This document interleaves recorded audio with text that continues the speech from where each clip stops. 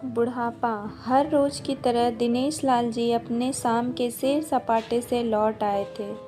वह अपने जूते उतार ही रहे थे कि बहू ने पूछा, बाबूजी, आज हम पार्टी में जा रहे हैं, हम वहीं से खाकर आएंगे। आज रात के खाने में क्या खाएंगे बताइए। दिनेश लाल जी सोचने लगे, आज रविवार तो नहीं और ना ही किसी की शादी है, ज़रूर किसी पार्टी में जा रहे होंगे। छोड़ो, मुझे क्या करना इस उम्र में। अपने विचारों पर काबू करते हुए दिनेश लाल जी बोले, ऐसा करो बेटा, मेरे लिए 2 रोटियां बना दो, दूध के साथ रोटियां ही खाऊंगा। बहू तुरंत बोल उठी, बाबूजी, सुबह ही जो बनाई थी उसमें से 2 रोटियां अभी भी बची हुई है। अगर आप बहू ने अपना वाक्य अधूरा ही रहने दिया, लेकिन दिनेश लाल जी अच्छी तरह समझ गए कि वह क्या कहना चाहती थी। सुबह की रोटियां खाई तो गैस हो जाएगा। सुबह भी बहू ने मसाले वाली सब्जी ही बनाई थी, जिसके चलते अभी तक खट्टी ढकारे आ रही है। और इस उम्र में पेट को संभालना मतलब किसी बिगड़े हुए बच्चे को संभालने से भी ज़्यादा कठिन काम है। बाबूजी बहू से बोले, नहीं बेटा, इस उम्र में सुबह की रोटी नहीं खा सकता। तुम्हें थोड़ी तकलीफ़ होगी, लेकिन मेरे लिए 2 ताज़ी रोटी बना दो।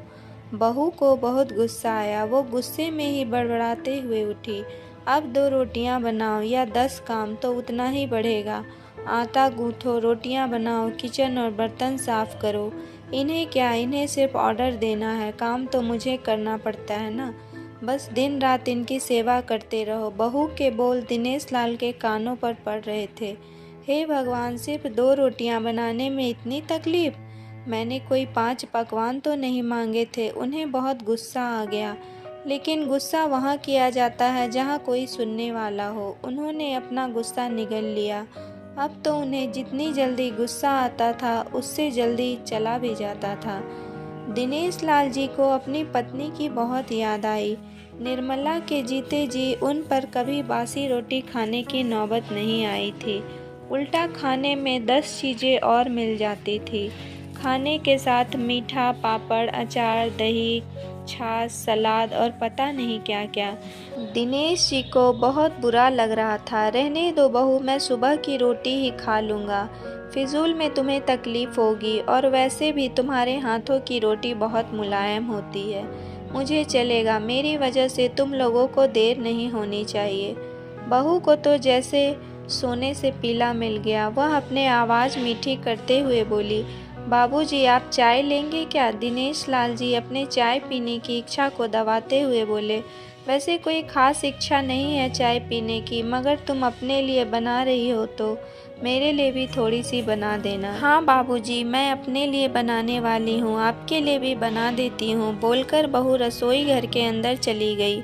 दिनेश लाल जी खुद से ही बातें करने लगे, अभी तो लाखों की जायदाद है मेरे पास, यह घर भी मेरे नाम पर है और खाते में लाखों रुपए पड़े हैं। कभी बेटा इस विषय में बात करता है तो मैं बोलकर टाल देता हूँ कि मेरे बाद तो तेरा ही है सब कुछ, और फिर 1 कप चाय और 2 ताज़ी रोटियों के लिए तरसना पड़ता है। तो उन बूढ़ों का क्या होता होगा जिनके पास संपत्ति के नाम पर सिवा पुरानी यादों के कुछ भी नहीं होता। निर्मला को याद करके दिनेश लाल की आंखों में आंसू आ गए और धीरे से गालों पर सरके। निर्मला के होते हुए उन्होंने घर का कोई भी काम नहीं किया था। आर्थिक जवाबदेही के अलावा उनकी और कोई जवाबदेही नहीं थी। उनके व्यापार ने भी उन्हें अच्छा साथ दिया था।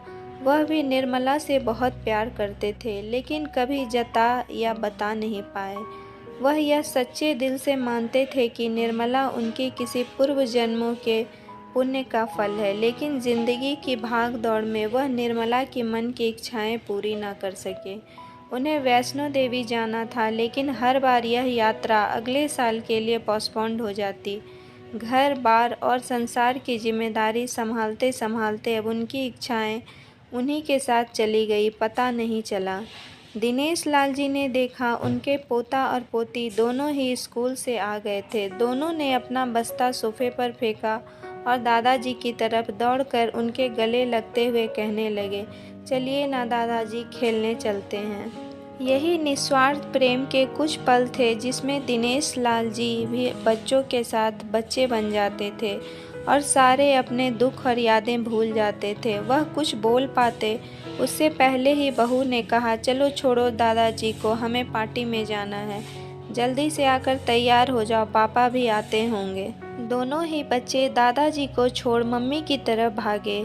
उनकी पोती 7 साल की थी और पोता 5 साल का था। दिनेश लाल जी अपनी सोच में डूबे हुए बालकनी की तरफ गए। बालकनी में धीमी ठंडी पवन में उनका स्वागत किया। बहू उनके लिए चाय बनाकर लेकर आई, बालकनी में रखी और कुर्सी पर बैठकर दिनेश लाल जी घुट घुट करके चाय पी रहे थे।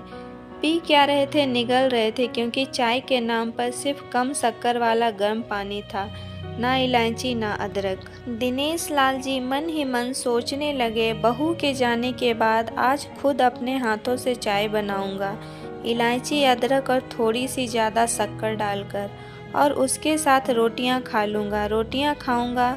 रोटियों की याद आते ही उनका मुंह भी खट्टा हो गया। चाय खत्म होने पर खाली कप लेकर वह किचन में रखने गए तो वहां देखा कि बहू और बच्चे का कप धो के पड़ा था। उन्होंने भी अपना कप धोकर रख दिया और अपनी डायरी लेकर बालकनी में आ गए। बालकनी में बैठे बैठे उनकी नज़र सूखी हुई तुलसी के पौधे पर गई।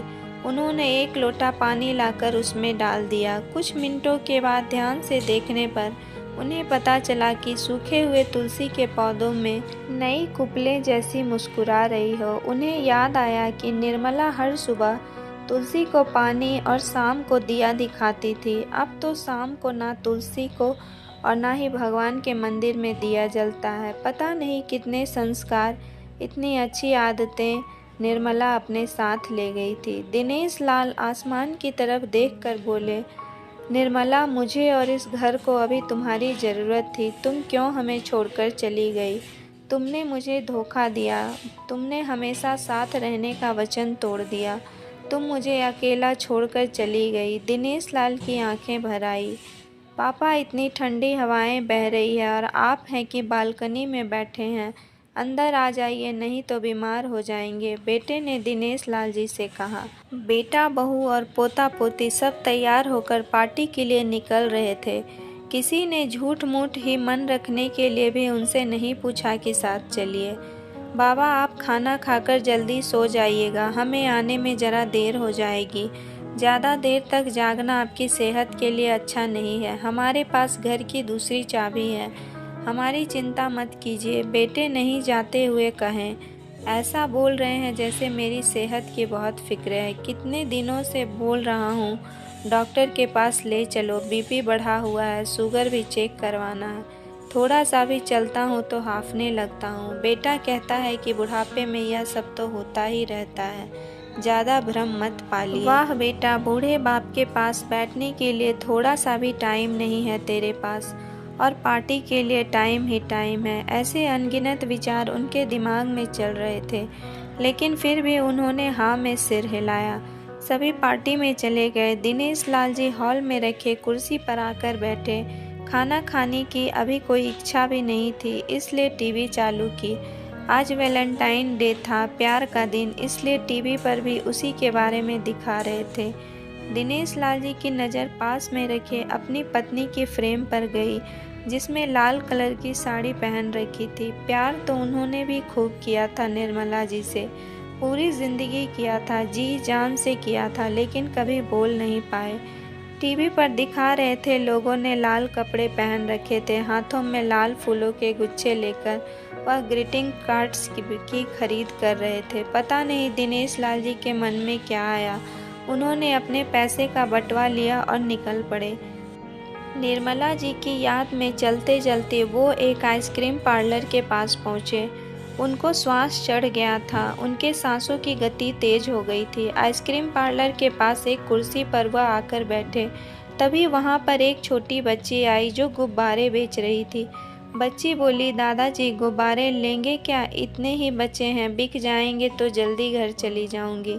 दिनेश लाल जी ने देखा 10-12 रंग बिरंगे गुब्बारे थे।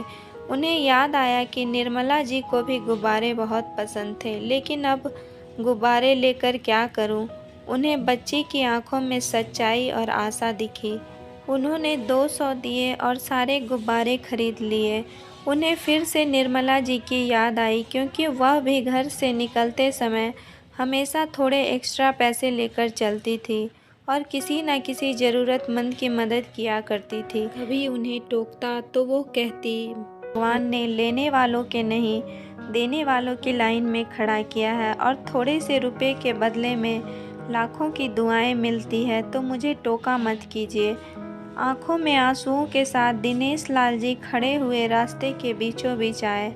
उन्होंने आसमान की तरफ देखा, अपने हाथों में पकड़े गुब्बारे आसमान में छोड़ दिए और चिल्लाकर बोले, निर्मला, मैं तुमसे प्यार करता हूँ। उनके सांसों की गति बढ़ गई, उनका शरीर लड़खड़ाया और ज़मीन पर धड़ से गिर पड़े।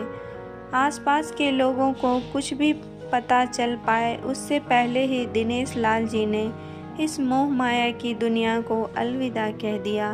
उन्हें अपनी पत्नी से मिलने की बहुत जल्दी थी। तो दोस्तों, मेरी यह प्यारी सी स्टोरी आप लोग को कैसी लगी? अगर पसंद आई हो तो प्लीज़ लाइक और ज़्यादा से ज़्यादा शेयर करें। तो मिलूँगी नेक्स्ट स्टोरी के साथ।